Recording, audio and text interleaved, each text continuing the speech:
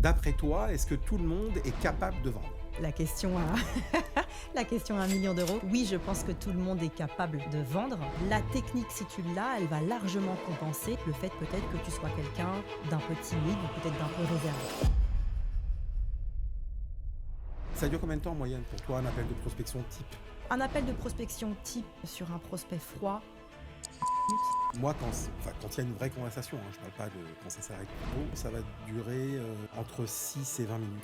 personne n'aime se faire vendre quoi que ce soit.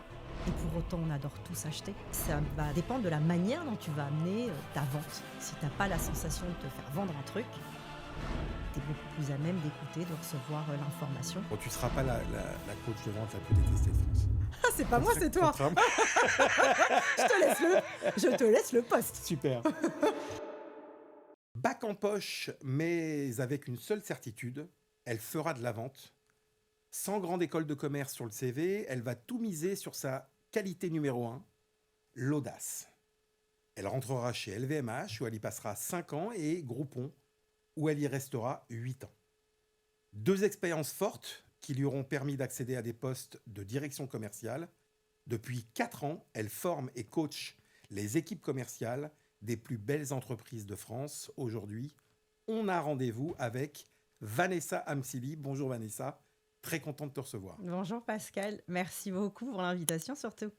Bah écoute, c'est normal, tu fais partie des incontournables. Donc, aujourd'hui, on va évoquer quelques thématiques. Moi, j'en avais une qui me tenait à cœur par rapport aux échanges qu'on a pu avoir. C'est, d'après toi, est-ce que tout le monde est capable de vendre? La question à la question à 1 million d'euros. Oui, je pense que tout le monde est capable de vendre parce que je suis assez convaincue, et j'en suis la preuve vivante, pour plusieurs raisons. Déjà, c'est un métier qui s'apprend. C'est quand même un métier, le métier de commercial, c'est un des rares métiers où tu n'as pas de diplôme de commercial. Il n'y a pas de barrière à l'entrée. Donc, ça sous-entend que tu peux acquérir des compétences techniques, du savoir-faire, du savoir-être aussi. Après, est-ce que tout le monde peut être un bon commercial? Ça, c'est une autre question. Mais oui, je pense que tout le monde est capable de vendre, bien sûr. Donc, ça veut dire n'importe qui. Oui, je pense. À partir du moment où il y a de la volonté, de la curiosité, de l'appétence pour ce métier, et à partir du moment où tu sais créer une bonne connexion avec l'autre et comprendre encore une fois ce dont l'autre a besoin pour pouvoir lui apporter la fameuse solution que tu représentes, oui, je pense que tout le monde est capable. Alors, moi, je suis d'accord avec toi sur le fond, mais c'est sous réserve de certains critères. C'est-à-dire que, d'abord, selon moi, au quotidien, tout le monde vend quelque chose. Tout à fait. Donc, il y a des gens qui disent « Ah non, moi, vendeur, laisse tomber ». Mais en fait, on est tous vendeurs à un moment donné de quelque chose, même si on n'a pas de fonction de vente. En revanche, quand il s'agit d'en faire sa profession, ce qu'on évoquait avant, là, selon moi, il y a un critère majeur qui peut faire que la personne va être capable d'apprendre à vendre, parce que pas de vendre, mais d'apprendre à vendre, c'est d'abord qu'elle en ait envie. J'ai commencé par là, à partir du moment où d'accord. tu en as envie. D'accord. Bien sûr, bien sûr. Et tu le dis, tu as raison, dans notre vie, tous les jours, on négocie. Tous les jours, surtout. Nos gosses négocient toute la journée avec nous. On négocie sur un prix, sur une petite fonctionnalité en plus qu'on va pouvoir gratter à droite à gauche. Donc ça, c'est un peu, chez certains, un peu inné, comme on dit. Mais après, comme tu le dis, quand tu veux en faire ton métier, il y a plein de compétences. Il n'y en a pas qu'une d'ailleurs, il y a plein de compétences qui font que tu vas devenir soit excellent, soit bon, soit un commercial, somme toute moyen, mais qui fera sa carrière. Est-ce que d'après toi, le fait d'avoir, entre guillemets, ce que beaucoup de gens perçoivent comme un don, le fait d'avoir du bagou, des choses comme ça, est-ce que c'est déterminant dans une carrière de commercial? On me pose souvent cette question. Et c'est souvent des gens qui sont très introvertis qui me posent cette question. Ouais. Est-ce que, malgré mon caractère, malgré ma timidité, est-ce que je peux faire un bon commercial? Je ne pense pas que ce soit antinomique. Moi, j'ai travaillé dans mes équipes. Fut un temps, j'avais des équipes commerciales et j'avais des profils qui étaient très différents. On s'imagine toujours le commercial très grande gueule, à parler fort, à prendre beaucoup de place. Je ne suis pas convaincue que ce soit le meilleur commercial. En revanche, tu as des prédispositions. Que tu sois introverti, je ne pense pas que ce soit quelque chose de compliqué dans ton métier, même si c'est quand même un métier où il faut être tourné vers l'autre. Donc, il faut quand même se poser les bonnes questions. Néanmoins, c'est aussi un métier qui demande beaucoup de technique. Donc, la technique, si tu l'as, elle va largement compenser le fait peut-être que tu sois quelqu'un d'un peu timide ou peut-être d'un peu réservé. Donc, je pense qu'il y a des prédispositions qui vont faire que tu seras peut-être meilleur que quelqu'un d'autre. Quelqu'un qui va avoir beaucoup plus de bagou, d'audace, de curiosité, qui aura honte de rien. Il aura peut-être plus de facilité sur certains aspects. Mais si c'est quelqu'un qui, comme tu le dis par exemple, a beaucoup de bagou et qui parle beaucoup et qui n'écoute pas, ça peut être en sa défaveur aussi, tu vois. Complètement d'accord avec toi. Moi, je me suis rendu compte, parce qu'on a la même profession, après on le fait peut-être différemment, je ne sais pas, mais clairement, moi, je me suis rendu compte que quelquefois, les soi-disant top performeurs d'équipe que j'allais coacher n'étaient pas forcément les plus aptes en vrai. Et je me suis rendu compte que, en fait, ils vendaient presque par hasard. Parce que, non, mais réellement, c'est-à-dire que vraiment, au niveau méthode, au niveau façon de travailler, quelquefois, moi, j'ai eu exactement l'inverse. C'est-à-dire des gens qui étaient hyper craintifs, hyper timides, des gens très réservés, et qui, en fait, une fois qu'ils avaient le process en main et qu'ils appliquaient sans trop se poser de questions au départ, en fait, ils s'avéraient les meilleurs, notamment en call. Parce qu'ils pas. avaient cette prédisposition justement à pas trop en dire, pas trop en faire, et qu'ils étaient beaucoup plus dans l'écoute, et qu'ils avaient compris en fait le framework, et qu'ils arrivaient à performer beaucoup plus que des soi-disant grandes gueules qui prétendaient être les plus beaux, les meilleurs, les plus forts. Oui, et puis je rappelle quand même en plus que dans une vente, on est deux. Donc, si l'autre en face n'est pas prêt à entendre un commercial qui va en faire des caisses et qui va vouloir s'imposer, la vente ne va pas se faire. Donc, tout le monde a sa chance. Non, mais Tout le monde a sa chance. Plutôt d'accord avec toi. Et puis, tu en as qui vont aussi compenser par le volume. Tu en as qui vont compenser par un très, très bon suivi. En fait, il y a tellement de paramètres aussi dans ce métier-là. C'est vrai. Moi, je dis souvent qu'en fait, tout le monde ne peut pas être un bon vendeur, mais n'importe qui peut l'être. Oui, bien sûr. À condition de réunir quelques critères quand même, notamment de le vouloir. Parce que s'il ne le veut pas... oui, mais ça, c'est comme pour tout. Enfin, qu'il ne le veut pas, je veux dire qu'il activement. Pas envie, voilà, bien sûr. Qui n'est vraiment pas envie d'appliquer ce qu'on va lui apprendre et de l'intégrer. Donc, pour toi, la vente, c'est un don ou une compétence, en fait, pour résumer? Un peu des deux. Je pense que la vente, c'est avant tout beaucoup de compétences. Et par-dessus, tu viens parsemer ce qui te caractérise, tu vois. Moi, j'ai tendance à penser qu'en fait, notamment dans les premières étapes, à savoir l'appel de prospection et éventuellement le rendez-vous, le R1, le rendez-vous découverte, il faut que ce soit une discussion. En tout cas, que ça en ait l'air. Même si c'est hyper cadré, hyper structuré, hyper processé. Et je pense qu'au-delà du bagou, des choses comme ça, c'est plus une question aussi de maturité intellectuelle et aussi un petit peu de culture générale. Parce que des fois, tu vas être amené à discuter avec des gens qui vont être d'univers complètement différents, d'âges différents, et de cultures différentes. Et donc, c'est important d'avoir au moins un petit vernis de plein de sujets pour pouvoir soit s'y intéresser parce que tu ne connais pas grand-chose et avoir vraiment l'air intéressé et l'être réellement, ou alors pouvoir avoir un peu de répondant, donner un avis, etc. Et je pense que c'est plus une question plutôt que de bagou au sens péjoratif du terme, un petit peu culture générale. Oui, et d'intelligence, parce que c'est ce que j'appelle l'intelligence émotionnelle, aussi, ouais, l'intelligence commerciale, et puis cette fameuse curiosité, s'intéresser à l'autre, c'est quand même la base de notre métier. Arriver en ayant un peu fait ses devoirs, tu parlais tout à l'heure d'appels de prospection, combien j'en vois se lancer sans savoir absolument qui ils appellent, pourquoi ils les appellent. Et donc tout ça, ça fait partie de cette fameuse curiosité dont les gens commencent à manquer de plus en plus, je trouve, mais ça c'est un autre sujet. Et c'est cette façon d'aller chercher l'information qui va faire effectivement que tu vas tomber très rapidement dans une discussion, dans un échange sympathique. Moi, je pense que mes meilleurs calls, c'était ceux où, en fait, on parlait de tout, sauf du produit. Et on parlait de tout, sauf de la vente. Et ce sont mes meilleurs calls. Là, tu parles de rendez-vous découverte ? Rendez-vous découverte, mais même aussi sur de l'appel de prospection. Ouais, c'est vrai que le fait de pouvoir parler un petit peu de tout et rien, mais il faut que ça reste structuré quand même. Mais en effet, l'indicateur numéro un dans ce que tu viens d'évoquer, c'est que la personne, en fait, est complètement détendue et qu'elle oublie, en fait, que tu la prospectes et qu'elle va pouvoir discuter avec toi de plein de sujets Bah, c'est ce de que je manière à dis. l'aise Oui, et mais en confiance. et c'est ce que je dis tout le temps. Personne n'aime se faire vendre quoi que ce soit. Et pour autant, on adore tous acheter. Ouais, Donc, tout le monde aime acheter, en tout fait. le monde aime acheter. Tout le monde. Ça va dépendre de la manière dont tu vas amener ta vente. Si tu n'as pas la sensation de te faire vendre un truc, tu es beaucoup plus à même d'écouter, de recevoir l'information. Enfin, c'est mon point de vue. Mais...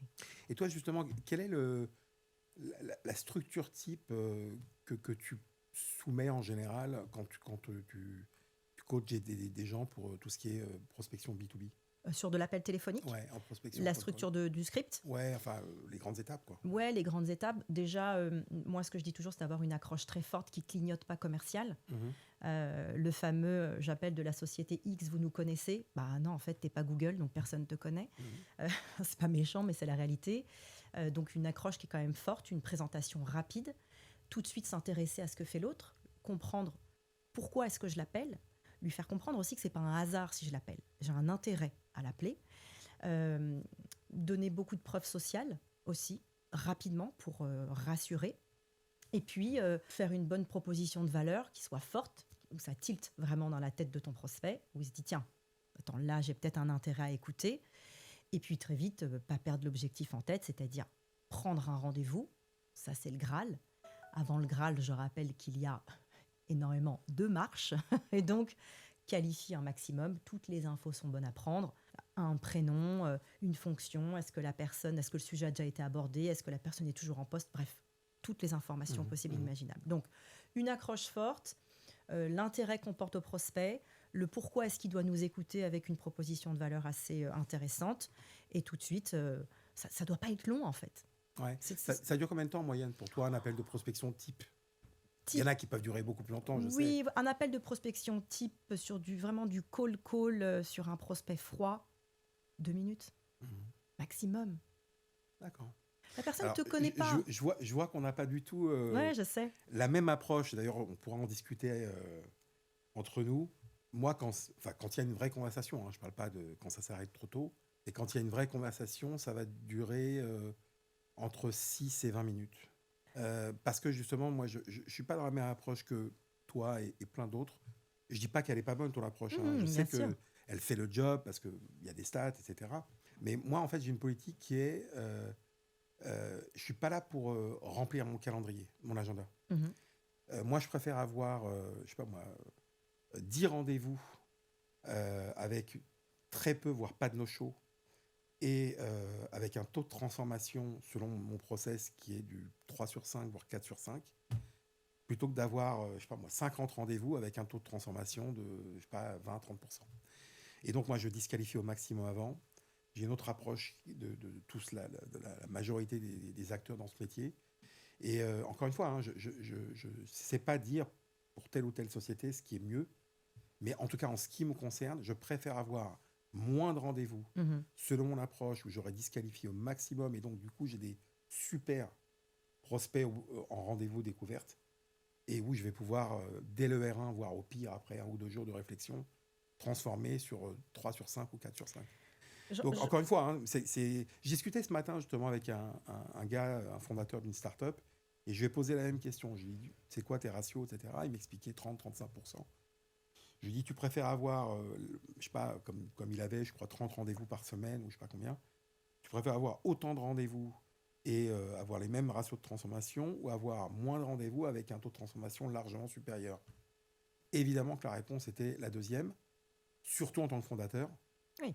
Parce que ça lui laisse le temps de faire autre chose. Et un commercial aussi, plus il monte en temps, en compétences, il va avoir plein de trucs à gérer, il aura peut-être moins de temps de prospecter, alors que là, ça va lui en laisser justement pour remplir son agenda en permanence.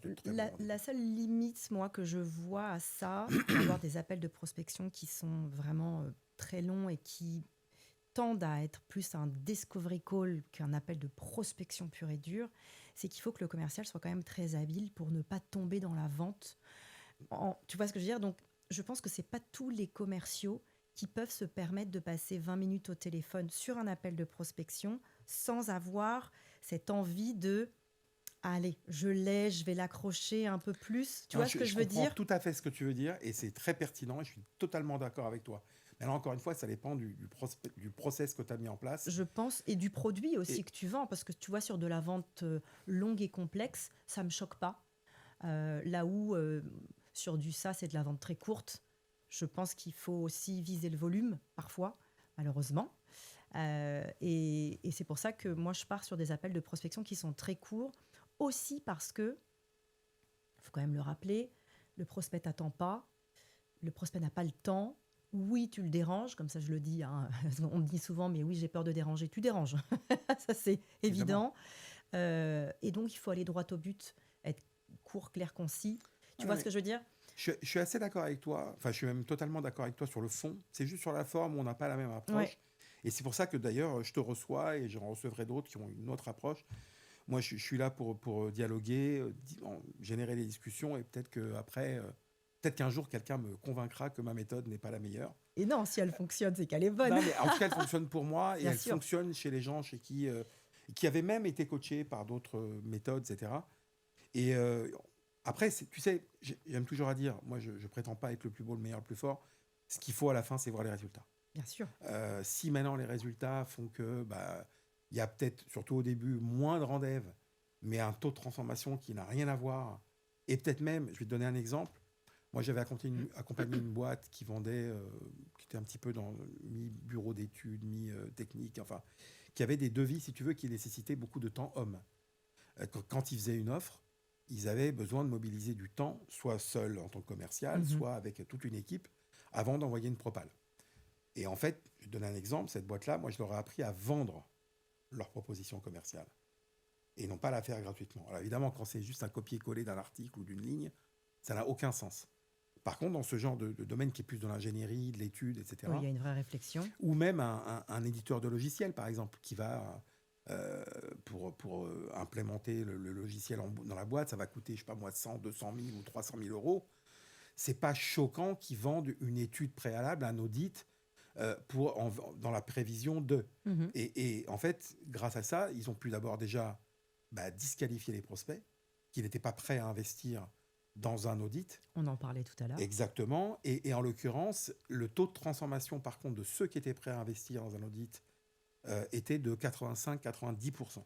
Oui, donc Donc là, du coup, moi, un le truc comme ça, temps, je bien signe tout sûr. de suite. Oui, oui, puis le rapport temps, enfin le ROI, Exactement. il est très clair. Et donc, ça libérait beaucoup de temps sur des gens qui étaient juste curieux Hmm. d'avoir une offre, avec qui probablement rien ne se serait fait. Et ça laissait beaucoup de temps pour justement aller à la conquête de nouveaux prospects qui, eux, étaient prêts à s'investir. Et leur vie a totalement changé. Ils ont généré des dizaines de milliers d'euros rien qu'en vendant des devis, entre guillemets, qui nécessitaient quand même du temps, voire même aller sur place, etc. Et donc, voilà, ils étaient ravis, quoi. C'est-à-dire que tout le monde était gagnant dans l'histoire. Et donc, c'est pour ça que l'approche, encore une fois, on n'a pas la même, mais je peux la comprendre dans certains domaines. Et pareil, tu vois, je la comprends. Typiquement, l'exemple que tu viens de donner, effectivement, ça nécessite de prendre le temps. Il y a quand même des domaines où c'est pas en un claquement de doigts que tu fais tomber un rendez-vous. Ça dépend aussi de ton niveau d'interlocuteur. Tu as des Mais on a le même interlocuteurs. business, donc on n'a pas la même Oui, approche. Ça serait ouais, intéressant mais de c'est voir intéressant. comment ça se passerait sur. C'est pas le nombre de rendez-vous, c'est par rapport au nombre de rendez-vous qu'on aurait à paramètre constant, de voir Oui, non pas parce que tu serais meilleur ou je serais meilleur, c'est non, c'est juste le par taux, rapport au process. bien sûr. Et puis derrière, c'est ce qu'il faut regarder, c'est le taux de conversion des rendez-vous. Ouais, ouais, Je, complètement, complètement. je suis d'accord. Ok, bah écoute, une fois qu'on a dit ça, tu voulais m'évoquer une thématique, je crois, qui était est-ce qu'il y a une différence entre vendre et être commercial? Est-ce qu'il y a une différence entre vendre et être commercial? Je ne crois pas qu'il y ait de différence. Tu m'aurais dit, est-ce qu'il y a une différence entre le conseiller, le vendeur et le commercial? Je t'aurais dit oui, évidemment. Parce que j'ai eu le cas il y a très peu de temps là, chez un client où on avait des conseillers, des consultants et des commerciaux. Et là, tu vois, la différence est flagrante. Mhm. Le commercial, par essence, il est censé vendre. C'est la finalité de son métier. Donc, je ne pense pas qu'il y ait de différence. En revanche, la manière dont... C'est la thématique que tu voulais qu'on aborde. Je sais. En revanche, la vente au sens large, elle a plusieurs aspects. Ouais. Et le commercial, suivant, encore une fois, comme tu le disais, le produit qu'il vend, le cycle dans lequel il s'engage, le niveau d'interlocuteur qu'il va avoir. Là, par contre, c'est pas du tout la même vente. Et c'est en ça que c'est différent. Le commercial vend, fort heureusement. Quand même un peu pour ça qu'on le paye. Mais par contre, la qualité de sa vente est très différente, suivant encore une fois le produit, le cycle et bien sûr le niveau d'interlocuteur. Tu peux me donner un exemple de ça, par Oui, exemple? bien sûr. Je pense que tu n'as pas la même vente quand tu vends par exemple un logiciel, ok, ou du SaaS. Ce sont des ventes qui sont très courtes, les décisions sont très rapides, donc il faut que ce soit une vente presque un peu agressive, même si j'aime pas ce mot. On va dire il faut avoir de l'assertivité dans ta vente parce que le marché est très concurrentiel, parce que les décisions se prennent rapidement, parce que tu n'as pas un multi-interlocuteur qui va être impliqué dans le processus de vente. Donc, c'est des ventes qui sont vraiment rapides, cycle très court, et tu n'as pas du tout la même vente quand tu vas aller vendre, par exemple, des projets autour de la mobilité en entreprise. Vaste sujet. Là, on est vraiment sur de la gestion de projet. La vente n'est pas du tout la même. Ce sont des ventes qui sont extrêmement longues. Il faut cartographier un compte. Ça prend énormément de temps. Tu as plusieurs portes d'entrée. Tu as des niveaux d'interlocuteurs qui sont très différents. Et en ça demande aussi beaucoup de patience et d'organisation et de rigueur aux commerciaux. Et d'ailleurs, je le vois, ce ne sont pas du tout les mêmes profils commerciaux. Si tu es d'un côté sur de la vente très courte et de l'autre côté sur de la vente plus complexe. Oui, je comprends. Tu vois? En parlant de qualité, d'organisation, etc., est-ce que tu as un point auquel tu tiens particulièrement quand tu coaches des commerciaux? Sur l'organisation? Ouais. Un truc vraiment qui est pour toi est crucial. Je repose mon verre. Le sujet est important. En fait, je vois surtout la désorganisation des commerciaux. C'est ça que j'observe. Quand j'arrive et que j'ouvre des agendas, que tu prennes l'agenda un lundi, un mardi, un mercredi, il n'y a rien qui se ressemble. Alors, tu vas me dire, oui, mais c'est le propre du travail du commercial. Oui, mais non. Il y a quand même, tu dois retrouver des patterns communs dans ton agenda. Des blocs de prospection, des blocs sur de l'administratif, un temps de préparation à ta prospection. Et donc, je trouve, c'est ce que j'observe en ce moment, qu'il y a une espèce de flou artistique sur le oui et. On lance la semaine, on verra bien. Ouais. On verra comment ça se... Est-ce qu'il y a un conseil que tu donnerais aux commerciaux Oui, un lié seul. à ça? Oui, c'est ce conseil, je me le suis appliqué quand j'étais jeune commerciale, c'était d'avoir une organisation un peu militaire. C'est-à-dire que j'ai des blocs de prospection qui sont mis dans mon agenda et je n'y déroge pas. Rien ne vient remplacer, ils sont cadenassés. Mes rendez-vous je m'assure à ce que ces rendez-vous ne soient pas des no-show parce que sinon c'est une perte de temps. Et toutes les tâches administratives qui n'ont pas de grosse valeur ajoutée, je les fais dans des temps morts. Fin de journée, très très tôt le matin. Et je garde ces heures vraiment, j'appelle ça des heures efficaces, pour faire des choses efficaces. Donc mes rendez-vous, ma prospection. Et ça dans l'agenda. C'est indéboulonnable. Indéboulonnable. Moi, c'est ce que j'ai un truc que je dis systématiquement à toutes les équipes que je coach, parce que je suis d'accord avec toi sur le constat, c'est de dire, vous ne pouvez pas démarrer une journée, et à plus forte raison la suite, mais sur le principe, c'est la pire hypothèse. La plus petite hypothèse, c'est vous ne pouvez pas démarrer une journée sans savoir au plus tard la veille à quoi va ressembler. Bien sûr. C'est au plus tard la veille. C'est-à-dire que démarrer une journée sans savoir ce qu'on va faire, c'est juste pas possible. Moi, les commerciaux que j'entends parfois dire, quand je demandais c'est quoi ta semaine, bon, je vais voir. Ouais. Tu vas voir quoi exactement? Oui. Parce qu'en fait, tu vas te faire rouler dessus par ta semaine et que tu vas courir après tes prospects, tu vas courir après tes rendez-vous, tu vas courir après tes contrats. Si c'est pas organisé... Non, mais c'est une souffrance pour les commerciaux. Déjà, c'est une souffrance. Et puis, moi, je l'ai vécu en tant que commercial. On l'a tous vécu. Je pense que c'est pour ça qu'on a ce constat aujourd'hui avec le... Et c'est vraiment une boule au ventre quand tu sais pas par où commencer, ce que tu as à faire. Bien sûr. Et donc, tu te surprends à scroller sur LinkedIn, à regarder vaguement, avec soi-disant regarder ton CRM, tu sais même pas quoi regarder. C'est vraiment une souffrance pour un commercial qui ne sait pas ce qu'il a à faire. C'est une grosse souffrance et surtout, d'un coup, ça te génère un stress monumental parce que les jours, eux, avancent. Ouais. Toi, tu stagnes. Et donc, le pipe, à la fin, le 15 du mois, il n'y a rien dedans, tu es à sec et là, tu es en stress. Et là, c'est là où tu commences en plus à faire, excuse-moi, mais c'est là où tu commences à faire de la merde. Mhm. Donc ouais, tu ne démarres pas une semaine sans savoir à quoi elle va ressembler. Tu m'avais dit qu'il y avait pas mal de croyances limitantes dans nos métiers. T'as quelques exemples, t'as des choses à évoquer là-dessus? Ouais, c'est des croyances limitantes et des vraies barrières que les gens se mettent. On en parlait tout à l'heure. J'ai peur de, si on reprend la prospection par exemple, j'ai peur de déranger, j'ai peur de pas tomber au bon moment, j'ai peur de pas avoir la bonne personne. Je pense qu'il est déjà équipé, je pense qu'il a pas de budget. Mais tu sais, Qui t'a dit de penser à la ouais, mais place des gens, justement, tu vois? alors c'est marrant parce que tout à l'heure, tu évoquais la préparation. Oui. Alors, je t'ai pas posé la question précisément, qu'est-ce que tu entends par préparation? Mais moi, j'ai remarqué un truc, et même moi, je me suis surpris à le ressentir, c'est que des fois, en voulant trop en savoir Mm.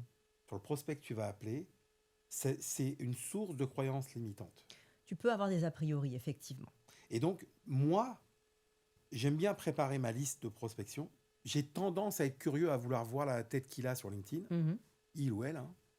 Mais je me suis rendu compte que quand j'avais par exemple testé des outils de parallel dialing, etc., des outils pour envoyer des Ouais. appels en masse, entre guillemets, où là je ne voyais pas les profils, j'avais préparé dans ma liste, mais Mhm. on sait tous que quelquefois il y a des accidents dans la liste, il y a des anomalies, comme on dit. Eh bien, je me demande quelque part, et j'en suis presque convaincu aujourd'hui, s'il vaut mieux ne pas trop en savoir. Je parle en étape de prospection téléphonique pure, une fois que tu as bien identifié ton Oui. buyer persona, etc. Bah, quelquefois, il vaut mieux ne avoir aucun a priori et de faire ton travail les uns après les autres.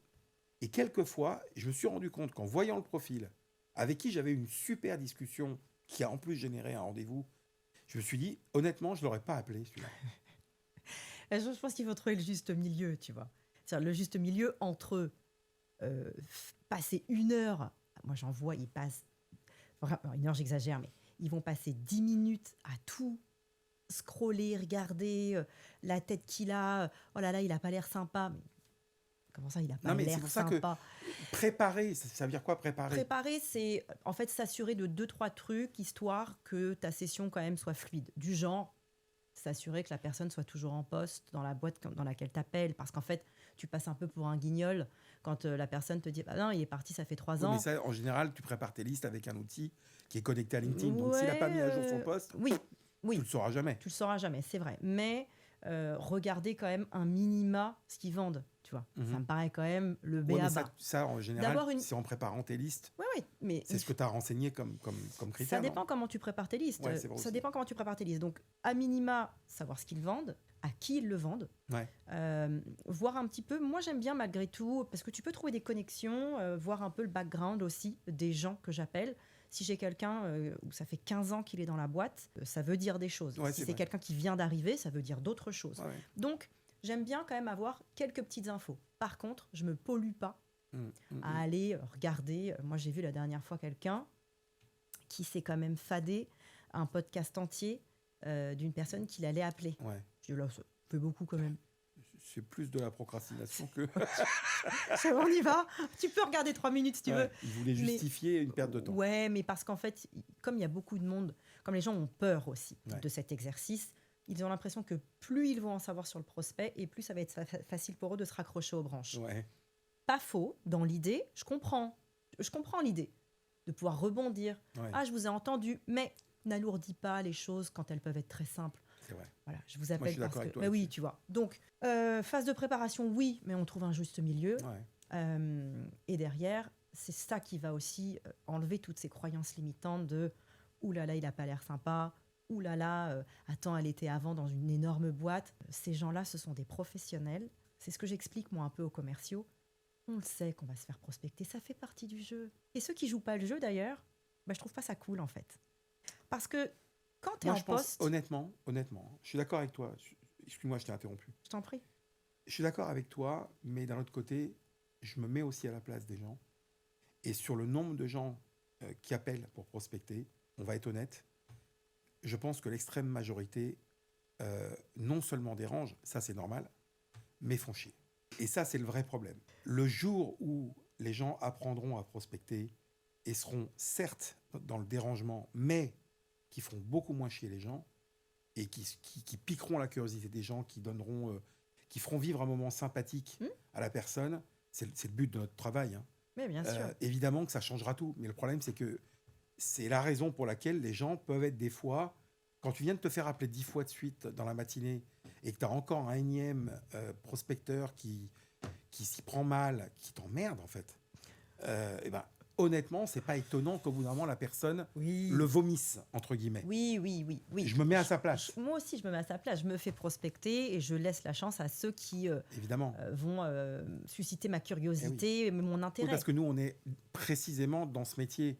Moi, Oui. ça m'intéresse de me faire prospecter. Bien J'adore sûr. me faire prospecter parce que des fois, c'est des sources de leads. Non, mais c'est vrai. Mais surtout en B2B, je parle. Hein. Oui, bien en sûr. B2C, j'y touche pas. Mais non, mais on est, je pense, dans les grandes lignes en phase sur ce sujet. Est-ce qu'il y a un conseil qu'on t'a donné à toi, un conseil commercial qui t'a marqué, qui t'a accompagné tout au long de ta carrière? Bah, c'est vraiment en lien avec ce qu'on vient de se dire, c'est-à-dire te pose pas de questions. Ne te pose pas trop de questions. Les choses, quand elles doivent se faire, elles se font. Et ça, je peux l'étendre même vraiment dans la vie. Voilà, les planètes s'alignent, les choses se font parce que tu rencontres les bonnes personnes au bon moment, t'appelles au bon moment, t'as la bonne personne, qu'a le besoin, le fit passe. Donc, ouais, ce conseil qu'on m'a donné, je sais même qui, mais je me rappelle très bien du moment où on m'a donné ce conseil, parce que, bah, comme tout le monde, au début, tu tâtonnes, tu sais pas, et puis tu cherches aussi tes marques et tu cherches ta patte aussi. Et cette personne m'a donné 2 conseils. C'est arrête de te poser trop de questions et sois toi-même. Voilà. Depuis, bah, je suis la même personne Ah ouais. chez moi, avec mes enfants, au travail, avec mes amis, avec toi ici. C'est la même Vanessa que tu as partout. Donc, Ouais, c'est ce dont j'ai l'impression, parce que moi, je ne ouais, te connaissais pas oui, avant. je sais. Et on sent une identité forte, mais qui est constante, en fait. Oui, qui est constante. Mais, et ça se ressent dans mon travail aussi. Ouais. Et donc, ouais, donc si à nouveau je peux donner moi-même un conseil, c'est soyez, on en parle beaucoup, soyez authentique, mais dans le bon sens du terme. Restez professionnel. Restez quand professionnel, vous faites bien votre job. sûr, Ouais. mais soyez vrai, soyez juste, soyez Complètement authentique d'accord. et vous posez pas de questions. Quel est le pire conseil commercial que tu aies entendu ou que tu entends encore aujourd'hui? Le pire conseil, c'est pas tant le pire conseil, c'est plus, je pense, la pire attitude ou posture qu'on ait pu avoir avec moi. Et je pense à quelques managers qui peut-être se reconnaîtront. Je rigole. C'est la fille qui fait passer des messages. Non, mais c'est le fameux fais ce que je dis, fais pas ce que je fais. Si tu veux. Ouais. Ou plutôt, moi, j'ai pas à le faire, mais Moi, par j'ai contre, pas faut à que le tu faire, fasses. mais toi, par contre, faut que tu le fasses. Ouais. Alors non, en fait, c'est pas comme ça que ça fonctionne. C'est tu vas me montrer, Voilà. tu vas m'accompagner, tu vas m'aider, tu vas m'épauler, tu vas m'expliquer. Et parce que tu l'auras bien fait, alors je le ferai bien moi aussi. Mais c'est ça qui est dingue dans nos métiers, parce qu'en fait, nous, on arrive dans des industries complètement différentes les unes des autres. Rien à voir, Et quand on montre l'exemple, j'imagine que tu le fais avant de les faire faire. bien sûr. Moi, c'est dans mon process. Et donc, moi, je vois les visages des gens quand on arrive dans une industrie où, même quand on prospecte, les premiers appels de prospection qu'on montre aux coachés, ils se disent, mais attends, c'est pas possible. Le mec, il vient d'arriver. Il n'y connaît C'est un peu rien. complexe qu'on vend, etc.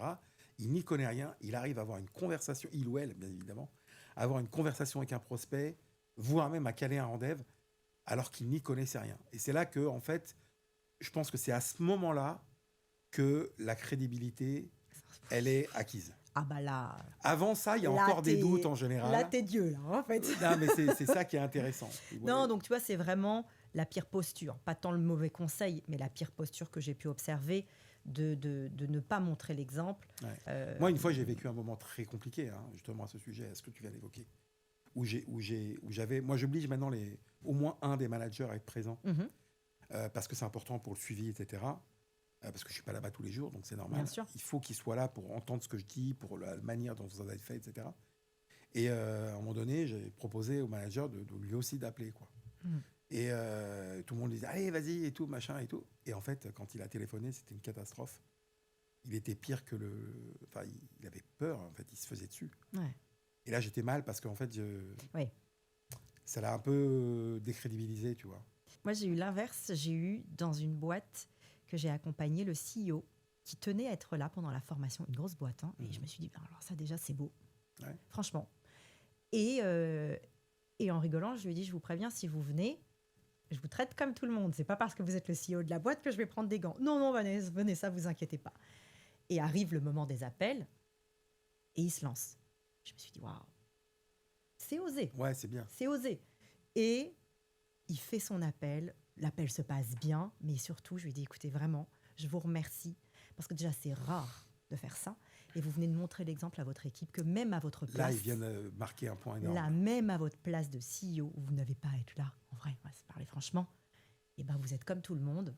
Et ça l'a rendu encore plus accessible qu'il ne l'était. Et j'ai trouvé ça fantastique. Ouais, parce que ça développe un lien oui. qu'il n'avait pas avant. Est-ce qu'il y a une erreur qui t'a coûté cher dans ta carrière? Elle m'a pas coûté cher, elle m'a un peu retardée. C'est justement... c'est pas une erreur, c'est une hésitation. L'hésitation à faire les choses. Ouais. Je trouve que j'ai commencé l'entrepreneuriat un peu tard. C'était plus quoi, à cause du syndrome de l'imposteur ou c'était Un peu de syndrome de l'imposteur, un peu de peur aussi. Peut-être un peu la peur de ne pas y arriver, la peur de l'échec. Et aujourd'hui, j'en rigole vraiment. Et j'en rigole beaucoup avec un coach que j'aime beaucoup, où il me dit rappelle-toi, les premières semaines, tu étais tétanisé, terrorisé, rien qu'à l'idée de ne pas y arriver. Sauf qu'en fait, je me suis très vite dit, en fait, l'échec, c'est pas une option. Ça peut pas être une option dans la vie que je vais choisir là. Si tu te lances dans l'entrepreneuriat, tu te lances corps et âme. Oui, tu as peur, ça c'est légitime, c'est normal, mais tu mettras tous les moyens de ton côté pour y arriver. Donc, dommage de l'avoir fait si tard. Mais encore une fois, mais c'est une question de contexte. C'est une question de contexte et c'est toujours pareil. Si je l'ai fait à ce moment-là, c'est qu'il n'y avait pas de raison de le faire avant. J'étais peut-être pas prête. Et de quoi est-ce que tu serais la plus fière aujourd'hui? Pas forcément par rapport... Il y a plein de choses. La fille qui a un boulard comme ça. Écoute, je suis très très fière de tout en fait. Non, je suis fière de plein de choses. À titre professionnel, je suis très fière de mon parcours. Parce que tu l'as dit, moi j'ai que mon bac. Et pour autant, j'ai intégré des très très belles boîtes. Des gens m'ont fait confiance très rapidement. J'ai eu des postes avec des grosses responsabilités. J'ai fait des choses que je ne pensais même pas pouvoir toucher du doigt. Donc en ça, je suis fière parce que, oui, j'ai eu de l'audace, mais l'audace, ça ne suffit pas. J'ai aussi beaucoup travaillé pour et j'ai tout donné. Dans chaque boîte où j'étais, j'ai tout donné. Donc, je suis très fière de ça parce que, en toute humilité, je pense que je suis une bonne personne, une personne sur qui on peut compter professionnellement. Et puis après, personnellement, écoute, j'ai des enfants formidables, j'ai une vie hyper chouette. Donc, je suis assez fière de ce que j'ai construit comme femme, seule, indépendante, avec mes enfants, professionnellement. Tout ça, c'est bien imbriqué. Donc, je suis assez fière de ça. C'est important de l'évoquer parce que ça peut inspirer d'autres personnes aussi. Bien sûr, je le sais. Il n'y a pas beaucoup de femmes dans notre métier, dans nos métiers. Et il y en a, évidemment, mais en proportion, ça n'a rien à voir. D'ailleurs, dans le métier de commercial... Oui, elles sont moins représentées. Ouais, elles sont beaucoup moins représentées. Je pense que c'est dommage. Mais j'encourage, moi, beaucoup les femmes. Statistiquement parlant, je parle en termes de performance. Après, il y a d'autres sujets qui peuvent être matière à discussion. Mais en matière de performance, je pense que les femmes, statistiquement, sont plus fortes que les hommes. C'est probable. Dans le métier de commercial. Oui, bien sûr. Oui, c'est probable. Est-ce qu'il y a encore quelque chose qui te fait peur aujourd'hui, malgré ton expérience?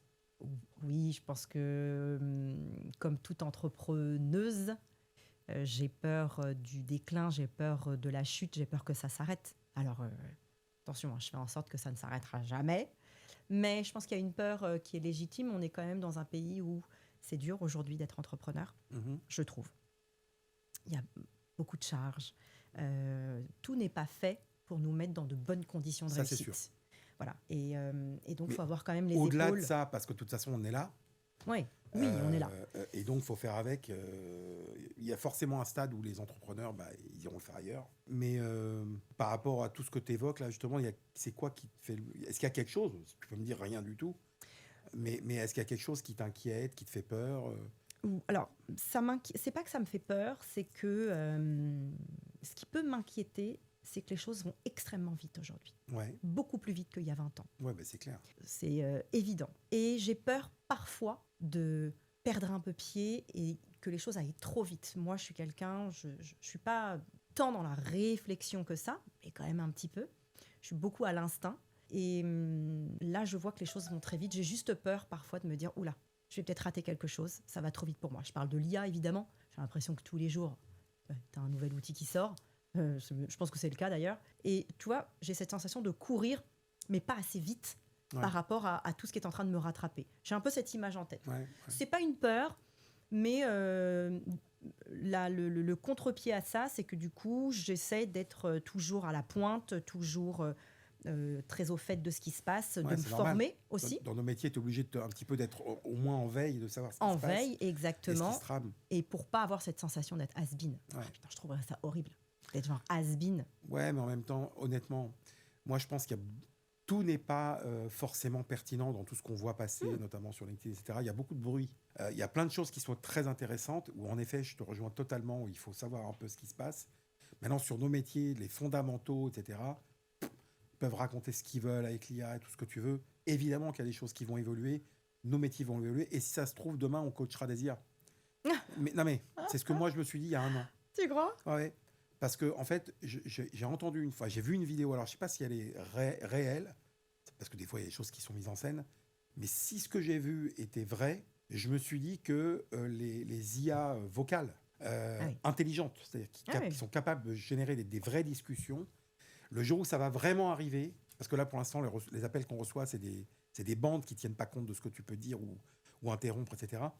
Mais le jour où ça va être vraiment démocratisé, avec des vraies IA vocales, des vraies voix qui parlent, qui tiennent compte de ce que tu racontes, de tes soupirs, de tes émotions, qui perçoivent des choses, etc. comme ça, quand elles seront vraiment bien développées, on va coacher des IA, je pense. Allez, parce que, go. honnêtement, les rôles salariés de gens qui prospectent pour les boîtes, déjà que le taux de décroché n'est pas au top de ce que ça a pu être, je pense qu'on sera amené demain à coacher des IA. Et c'est pas moi, ça me fait pas peur, en fait.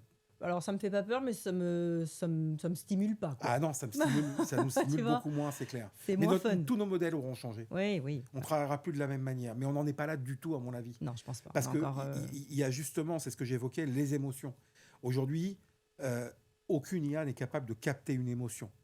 Elle peut éventuellement capter un peu d'humour, et encore, vraiment et encore. Enfin, de ce que j'ai vu, encore une fois. Mais aujourd'hui, ce qui fait la différence entre un bon call et un mauvais, c'est justement, et d'ailleurs c'est valable dans la vente en général, c'est de générer de l'émotion, quelle qu'elle soit. Comme je dis toujours, on achète émotionnellement, on justifie son achat intellectuellement. Donc si on n'est pas capable de susciter de l'émotion, quelle qu'elle soit, qu'elle soit euphorique, de la douleur, peu importe, ça ne sert à rien, call en fait. Une vente, tu n'y arriveras pas, tu ne vendras rien. Tu vendras rien. Je suis d'accord. Bon, question de fin. Est-ce qu'il y a un rendez-vous qui a changé ta vie? Puisqu'on est dans le podcast, on a un rendez-vous. Peut-être celui-là. Oui, il y a un rendez-vous qui a changé ma vie. C'est le premier rendez-vous que j'ai eu avec, à l'époque, la country manager de chez Benefit Cosmetics, une marque d'LVMH. Et ce rendez-vous-là a changé toute ma vie, bien sûr. Bon, petit coucou à cette dame. Un grand coucou même. Vous êtes toujours en relation? On s'écrit de temps en temps, oui. Super. Quelle est la question que je ne t'aurais pas posée, que j'aurais dû te poser? Est-ce que j'ai des projets ou... Non, ça c'est une question un peu bateau. Non, une question que j'aime bien, c'est tout simplement, est-ce que je m'épanouis dans ce que je fais? Ouais, est-ce que tu es heureuse dans ton travail? J'ai pas l'air, regarde, regarde ça. Qu'est-ce qui te rend heureuse dans ton travail? Mon travail. C'est un truc vraiment, j'y tire une satisfaction, une énergie incroyable de voir des gens dans la réussite. Ça, c'est quelque chose que j'adore. Et accompagner des gens, des jeunes, des moins jeunes, faire toutes ces rencontres. Et puis me rappeler aussi que j'étais à leur place. Bon, il y a un peu longtemps, c'était loin, mais j'étais à leur place. Et j'essaie d'être, tu sais, cette personne qui va te donner le bon conseil avec la vraie bienveillance, c'est-à-dire que veiller à ce que ça se passe bien et être cette petite pierre sur le chemin qui va te faire avancer. Donc, ouais, je suis très, très épanouie dans ce que je fais. J'adore ce que je fais. Ouais, ça se sent énormément. C'est d'ailleurs une des raisons pour lesquelles je t'ai contacté. C'est vrai? Parce que il y a beaucoup de créateurs de contenu sur LinkedIn, en l'occurrence, sur lequel je suis tous les jours. Euh, et il y en a qui dégagent plus ou moins vraiment de sincérité dans ce Mm. qu'ils développent. Parce que tu fais pas mal de vidéos courtes, certes, mais de vidéos. Et donc, honnêtement, tu fais partie de ceux, au sens large du terme, et surtout de celles même, qui dégagent le plus vraiment de sincérité dans ce que tu communiques. Merci Non, mais déjà. réellement. Mais parce que je pense que j'aime profondément, un, ce que je fais, Ouais. deux, mon métier, c'est-à-dire le coaching, trois, la vente, et en fait, ce qui vient englober tout ça, c'est j'aime les gens. Donc, et je pense que ça se ressent. Ouais, ça se ressent carrément. Bon, tu ne seras pas la coach de vente la plus détestée de France. Ah, c'est pas moi, c'est toi. Contrairement- Je te laisse le poste. Super. Ok, dernière chose avant de se laisser. Où est-ce qu'on peut te retrouver? Est-ce que tu as une actualité particulière déjà? Et sinon, où est-ce qu'on peut te retrouver Je n'ai pour... pas d'actualité particulière. On me retrouve sur les réseaux, évidemment. Mhm. LinkedIn, Ouais, Vanessa Amsili. Instagram, vanessa.amsili.sales. ouais. TikTok, je suis sur TikTok quand même. Vanessa Amsili, c'est toujours un peu la même rengaine. Vanessa Amsili, YouTube. Donc, j'essaye d'apporter maximum de Ouais, conseils. j'ai vu que tu étais Ouais, pas mal monté en charge en termes de Oui, communication. ouais, j'essaie. J'essaie Récemment. parce que c'est ce que je dis toujours, il faut aussi savoir donner de sa personne, de Non, son mais expertise. franchement, c'est incroyable ce que tu fais. Et c'est offert de bon cœur. Génial. Bah écoute, merci beaucoup en tout cas pour être venu. Merci à toi, vous Pascal. pour avoir suivi notre échange. Et puis bah, à très bientôt, j'espère. À très bientôt. Ici ou ailleurs. Exactement. À bientôt. Ciao.